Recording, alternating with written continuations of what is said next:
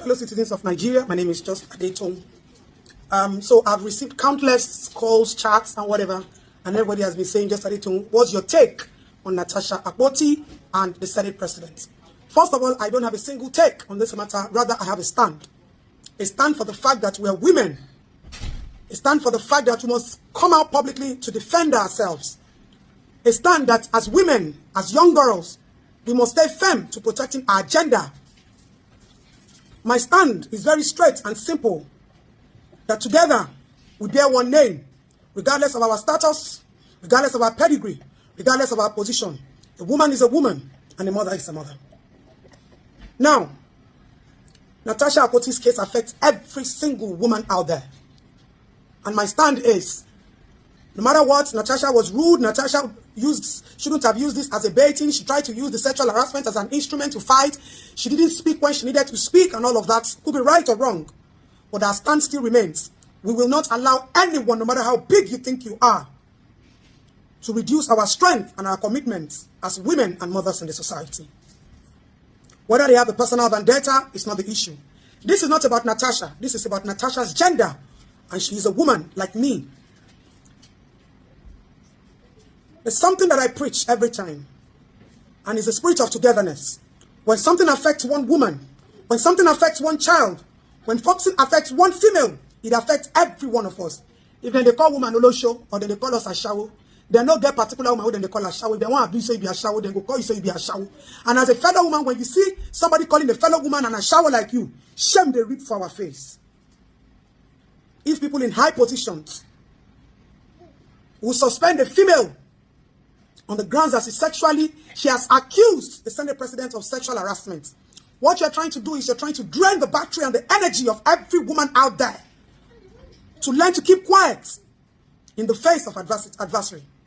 To learn to keep quiet because of the shame.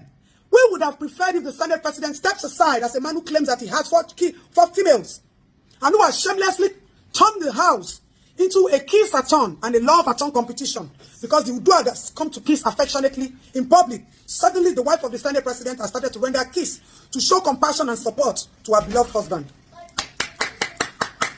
I don't think you can be a judge in your own case. And the Senate has proven to us that it seems like there's a cult and a cabal going on. It would have been better if Natasha was properly investigated and Natasha was found lying and then Natasha is punished. Then that would be a shame on womanhood that you want to use your gender to intimidate or subdue or oppress a fellow man. The narrative in the public space is that Natasha was suspended. I've seen a lot of our adults, women coming on the media space. If you all claim that you've passed through that institution and you have passed that stage of sexual harassment, what I would have expected of our female adults is to summon Natasha, scold Natasha, explain to her, make her understand that that is an institution of authority and she's not only representing Kogi, she's representing we women in power because we're supposed to be more and there are just 4 of them. So Natasha is like a standalone now who has to fight the feminine battle. No, she's not standing alone in this.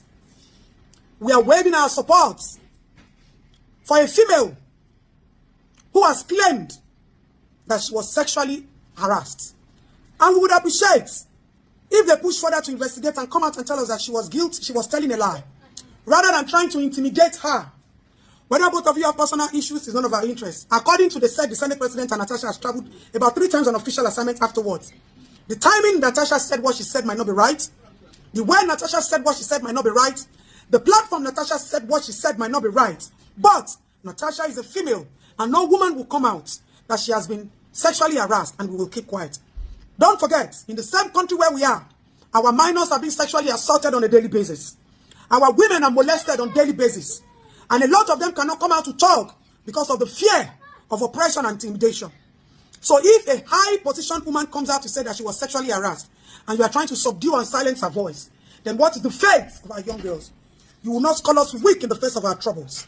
You cannot shame we women because we already know that we have problems and challenges we're facing because we're females. On that note, we're trying to appeal to the Senate to take a different direction, a turnaround concerning the case of Natasha Akpoti. If not, you might be calling for the war of females. You might be calling for a stand-up of we women because one woman is all women and one female is our gender. And we owe an allegiance to stand up anytime, any day, regardless of how big or how small you are. Nobody, no woman deserves to be silenced, and no woman deserves to be intimidated. Thank you all, and we will definitely come out on our next move on this issue. Thank you, fellow Nigerians. Thank you all the women who have come out to support. And to those of you women who have not understood that this is not an individual battle or a battle against an individual or a person.